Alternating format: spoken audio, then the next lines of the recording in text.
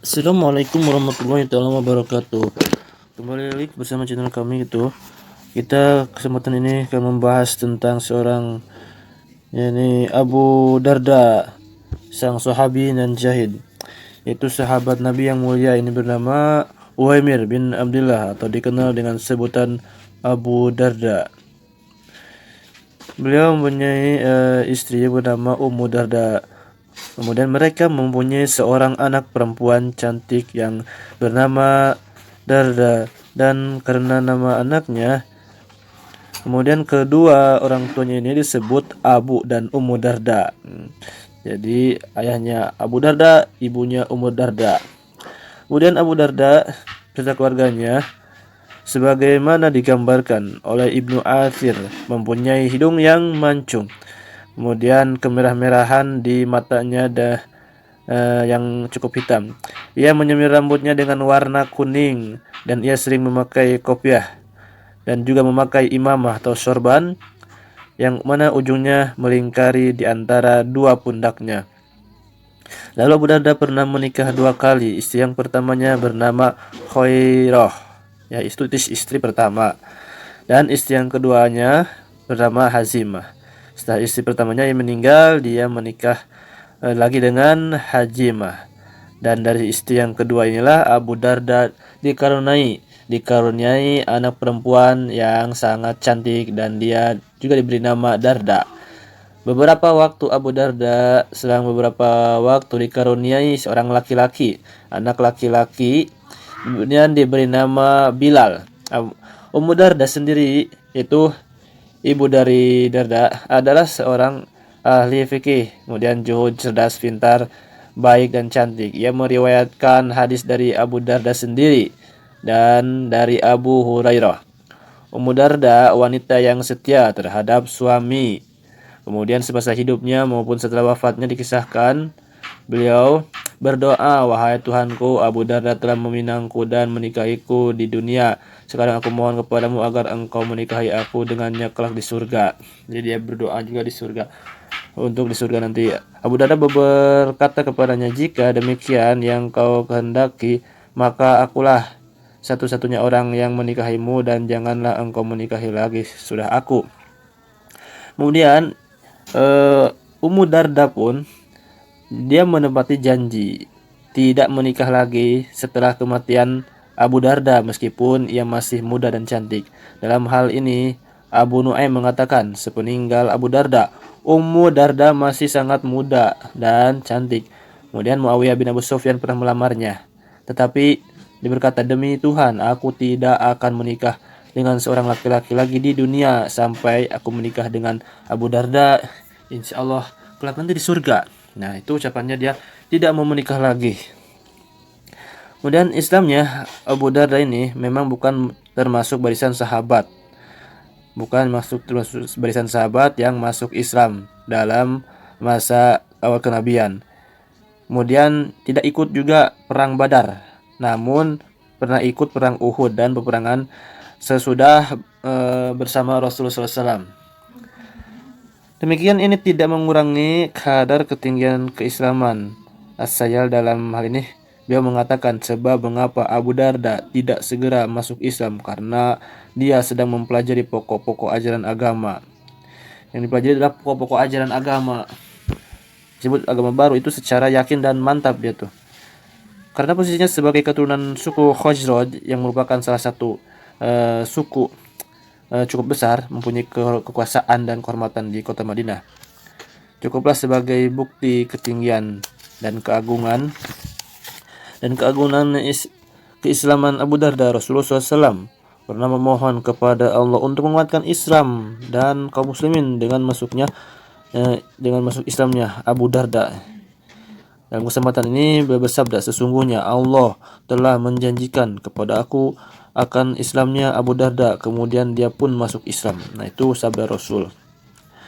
Dia berikan oleh dalam Al-Quran, sahabat Nabi adalah generasi yang diberi jaminan oleh Allah dan Rasulnya sebagai generasi terbaik.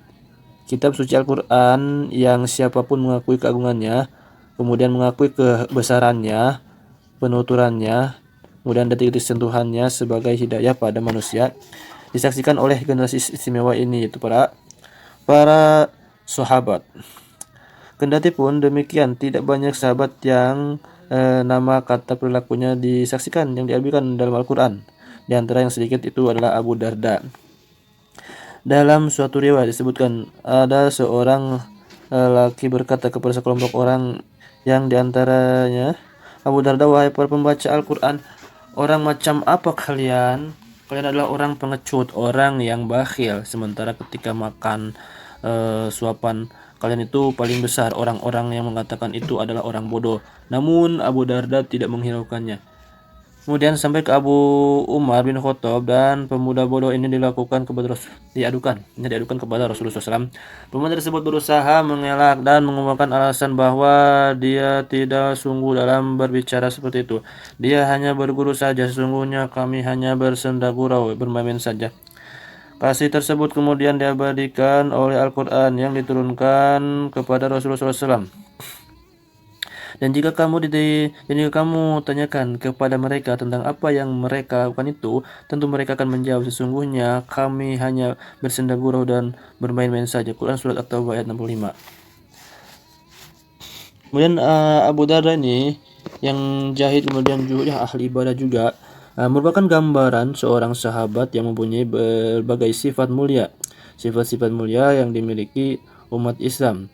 Pada zaman jahiliyah atau masa sebelum turunnya wahyu, adalah seorang pedagang beliau itu. Ketika dia masuk Islam, pekerjaannya dia tinggalkan dan memilih berkonsentrasi menyebarkan agama Islam dan beribadah. Aku adalah seorang pedagang sebelum Rasulullah diutus. Begitulah ia berkata kepada suatu ketika, dan ketika aku memilih Islam sebagai jalan hidupku, aku mencoba mengumpulkan dua hal ini, menyiarkan Islam dan berdagang.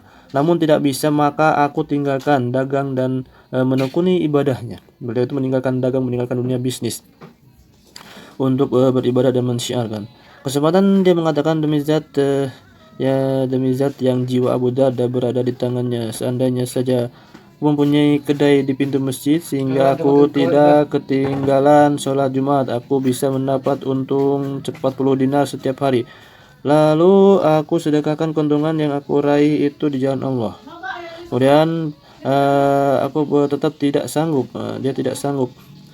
Jika sambil dagang, begitu kuatnya keyakinan Abu Darda dan meninggalkan dunia bisnis, dunia dagang demi ibadah, sampai ada orang yang bertanya kepadanya, wahai Abu Darda, apa penyebab engkau tidak suka akan pekerjaanmu itu? Kemudian Abu Darda menjawab, karena beratnya hisab Allah. Kemudian di suatu hari, Salman Al-Farisi, sahabat yang dipersaudarakan dengan Abu Darda oleh Rasulullah SAW, bertanda ke rumah Abu Darda. Dia melihat istri Abu Darda seperti yang tidak terurus, kemudian bersedih hati. Kemudian istri Abu Darda berkata kepada Salman seakan tahu kekagetannya, dengarlah Salman, saudaramu itu setiap malam hanya sholat. Dia selalu berpuasa di siang hari dan sama sekali tidak menginginkan apapun di dunia ini. Ketika Abu Darda datang, dia segera menyambut tamu ini dengan gembira dan mempersilahkan saudara-saudaranya untuk menginap. Pada saat menjelang malam, Abu Darda juga bangun untuk mengerjakan sholat dan beribadah kepada Allah. Namun Salman mencegah seraya berkata, saudaraku, Tuhanmu memang mempunyai hak yang harus kamu kerjakan.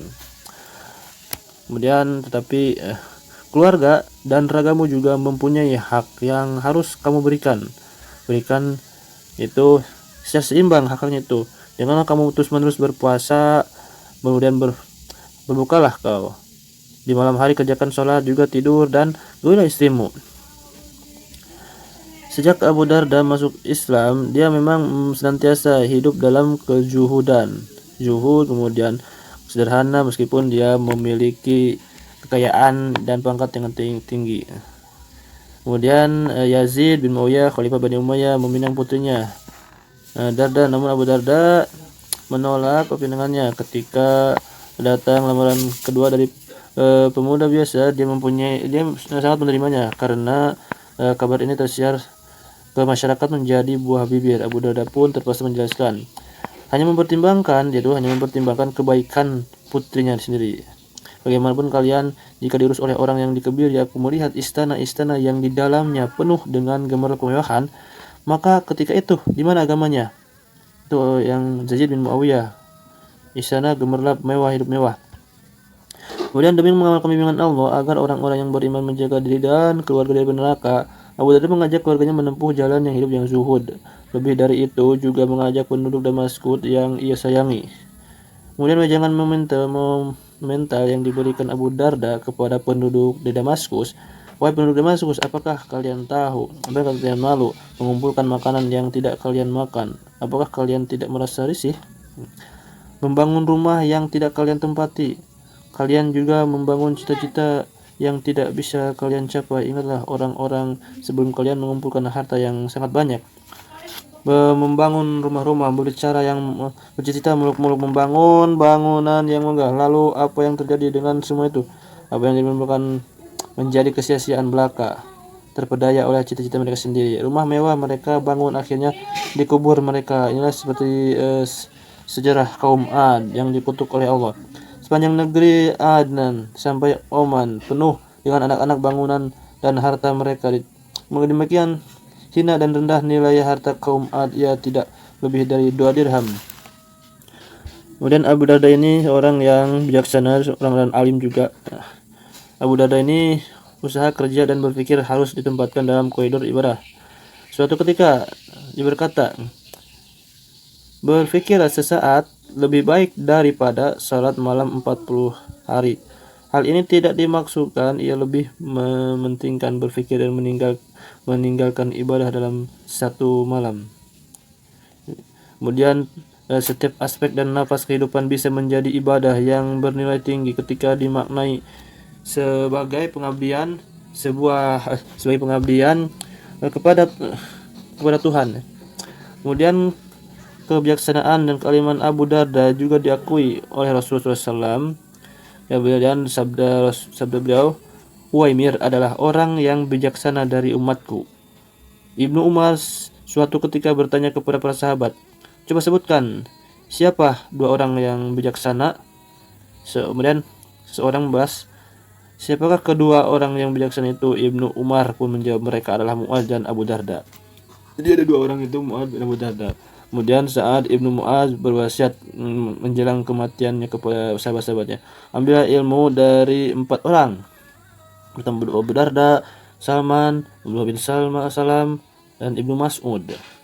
Keluhuran dan sifat mulia inilah yang menjadikan dia dipilih oleh Umar bin Khattab untuk menjadi hakim di Madinah pada masa kekhalifahannya.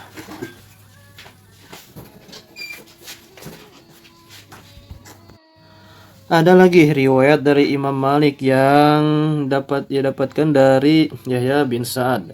Apabila Abu Darda sedang menghakimi 2 orang dan kedua orang tersebut sempat keluar, maka beliau memandang mereka berdua lalu berkata, kembalilah kalian kepada aku. Suruh kembali. Kemudian ajukan lagi perkara kalian yang tadi, suruh diajukan lagi. Kemudian Imam Malik meriwayatkan dari Abu Darda, bukanlah anugerah yang sejati ketika kamu memiliki harta dan anak yang cukup banyak. Kebijakan dan anugerah adalah ketika kesabaranmu bertambah besar, ilmu bertambah luas, dan kamu terus berlombanya dalam beribadah kepada Allah. Ketika kamu bisa berbuat kebajikan, kemudian bersyukurlah dan pujilah Allah. Ketika kamu berbuat kesalahan, memintalah ampun kepadanya. Kemudian Abu Darda juga termasuk salah satu di antara golongan Ansor. Dikumpulkan pada zaman Nabi oleh 5 orang sahabat Ansor, itu Mu'adz bin Jabal, Ubadah bin Somit, Ubay bin Ka'ab, Abu Ayyub, dan Abu Darda. Itu dalam tabaqatnya Ibnu Sa'ad. Dan Abu Darda memiliki rasa peka, rasa kemanusiaannya. Jubair bin Nufair mengisahkan betapa halus dan pekanya rasa kemanusiaan Abu Darda, bahkan terhadap orang non-muslim sekalipun dia sangat halus. Ketika masa Ciprus berhasil dikuasai orang-orang Islam, penduduknya lari bercerai-berai, berpencar. Kemudian si ibu kehilangan anak, sang kakak tanpa sengaja menginjak tubuh adiknya yang terbujur kaku, kemudian ratap dan tangis membahana mengisi setiap penjuru. Aku sendiri melihat Abu Darda sedang menangis. Dia menangis sebenarnya nih. Kemudian ditanya Abu Darda, kenapa Abu Darda, wahai Abu Darda, berkata kau seketika itu, apa membuatmu menangis di hari di mana Allah memuliakan Islam dan pemeluknya? Dengan terseduh-seduh Abu Darda menjawab, celaka kamu wahai Jubair, alangkah hinanya sebuah kaum di hadapan Tuhan ketika mereka meninggalkan perintahnya. Dan Ciprus adalah sebuah negara yang besar. Ciprus ini termasuk negara besar, mempunyai raja yang gagah perkasa. Tetapi sayang mereka meninggalkan perintah Allah. Lihatlah bagaimana nasib mereka sekarang ini. Hal senada juga dikisahkan oleh Al-Ayyub dari Abi Qulabah. Nah, di situ dikisahkan di Al-Ayyub ini bahwasanya suatu ketika Abu Darda melewati seseorang yang telah melakukan suatu dosa. Orang-orang berbuat mencaci dan mengumbar makian. Kemudian Abu Darda berkata, apa pendapat kalian ketika melihat seseorang terjerumus dalam sumur? Dengan batu-batu atau kalian akan menyelamatkannya? Mereka pun menjawab, ya kami akan tentu aja menyelamatkannya. Kemudian menimpali, janganlah kalian menghina saudaramu, bersyukurlah kepada Allah kalau kalian terhindar dari dosa ini. Tapi apakah kami tidak berhak membencinya? Sangat mereka membela diri, aku hanya membenci perbuatannya. Apabila dia telah meninggalkan perbuatan itu, maka dia adalah saudaraku. Jawab Abu Darda dengan bijak, karena manusia pernah melakukan dosa. Abu Darda memasuki wilayah Mesir. Suatu tradisi dan kebanggaan para sahabat ketika mereka berkesempatan bertugas di negeri lain, ya. Ditugaskan di negara lain demi mensyiarkan agama Allah, memberantas kebodohan, kemudian memberantas kegelapan iman, membebaskan jerit dari rakyat karena zalimnya penguasa. Jadi untuk syiar keluar negara itu mereka mendapatkan kebanggaan. Kemudian dianugerahi juga dirasakan oleh Abu Darda ketika di penghujung tahun 15 Hijriah atau 16 Hijriah, Umar bin Khattab mengirim beserta rombongan para ahli di bidang agama untuk mengajarkan Al-Quran dan ilmu-ilmu keislaman lainnya. Abu Darda ini mendapat bagian wilayah di Damaskus. Ia tinggal dan mengajar di sana sampai tahun 17 Hijriah. Amr bin As ini melakukan ekspansi ke Mesir tahun 20 Hijriah. Abu Darda merupakan salah satu panglima yang ikut serta dalam ekspansi pada waktu itu. Dalam kitab Futuh Misr, Ibnu Abdul Hakam menyebutkan bahwa ketika Amr bin As melakukan ekspansi ke Iskandaria atau ke Alexandria, kemudian ia ikut dan Ubay bin Somid menuju sebuah tempat daratan tinggi di sekitar Masjid Amr bin As, suatu daerah yang dinamakan dengan Hadaik Salat. Hadaik itu taman, Salat air terjun, jadi taman air terjun, ya. Kemudian Muawiyah bin Hudayj lalu berkata, mari kita berhenti di sini. Di sini Amr bin As menginap di suatu tempat yang kelak menjadi istana mewah milik Abdullah bin As, Abu bin Sa'ad bin Abi Salah. Abu Zar al-Ghifari turun di tempat itu di sebelah barat Masjid Amr bin As, yang tempat sekarang sudah dirobohkan. Sementara Muawiyah bin Hudayj menuju bukit kecil. Kemudian Ubadah bin Somid membuat tenda dan terus berada di sana hingga keluar dari Alexandria. Nah, disitulah riwayat Abu Darda ada bersama tadi yang persahabat tadi. Kemudian Amr bin As berhasil melakukan menaklukkan di kota Alexandria dan kembali ke Fustat. Setelah menaklukkan Alexandria, kembali ke Fustat bersama Abu Darda. Fustat itu di mana dulu itu adalah jantung ibu kota Kairo. Nama Abu Darda pun tercatat sebagai salah satu sahabat yang ikut menetapkan arah kiblat Masjid Jami Amr bin As. Kemudian oleh karena itu Al-Maqrizi juga pernah mengatakan ada sekitar 80 sahabat Nabi yang ikut meluruskan kiblat Masjid Fustat, antara lain Jubair bin Awam, Miqdad, kemudian Ubadah bin Somad, Abu Darda, Fudolah bin Abid, Uqbah bin Amir.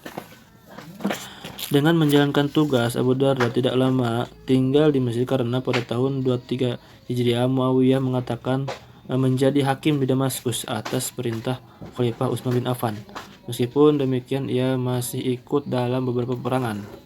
Kemudian di tahun 28 Hijriah, beliau turut membantu Muawiyah dalam ekspansi ke Ciprus. Jadi Abu Darda ini ikut juga Muawiyah ekspansi ke Ciprus, perluasan ke negara Ciprus. Peperangan ini sahabat yang ikut terhitung lumayan cukup banyak, diantaranya Abu Ayyub Al-Ansor, Abu Darda, Abu Zar Al-Ghifari, dan Ubadah bin Somit. Nah, kemudian wafatnya Suhaib dan Zahid ini, dalam terjemahnya Ibnu Athar disebutkan bahwa Abu Darda meninggal tahun 30 Hijriah. Dia meninggal tahun 32 Hijriah atau 33 Hijriah.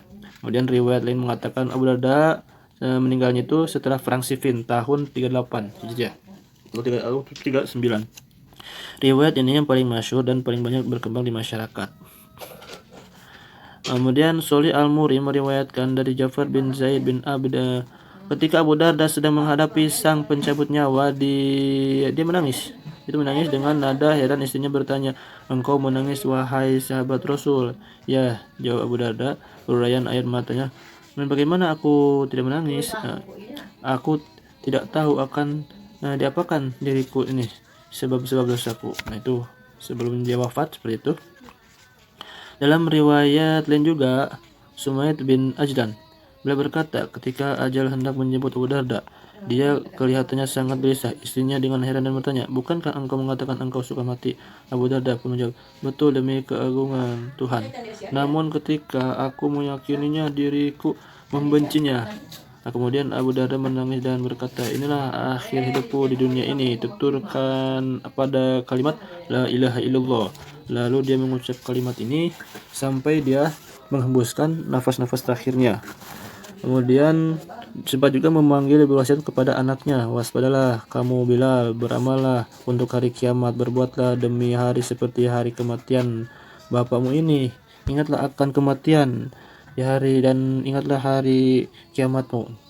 Maka kemudian Abu Darda dimakamkan tempatnya di Alexandria, meskipun dalam referensi tidak disebutkan bahwa Abu Darda benar-benar dimakamkan di Alexandria atau Iskandaria.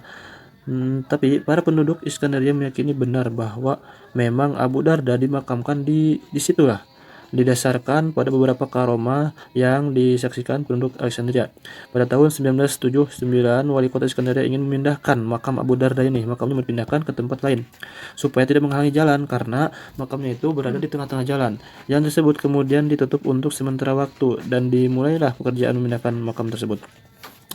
Tiba-tiba salah seorang pekerja yang turut dalam pekerjaan ini merasakan tangannya kaku dan menyebabkan kelumpuhan. Para pekerja pun yang lainnya itu kemudian menolak untuk meneruskan pekerjaannya, karena pekerjaan itu sangat risiko. Akhirnya wali kota sendiri meyakini apa yang sudah menjadi keyakinan umum ini, membiarkan makam Abu Darda sebagaimana adanya berada di tengah jalan. Perluasan jalan ini pun kemudian dialihkan di sepanjang pinggir makam.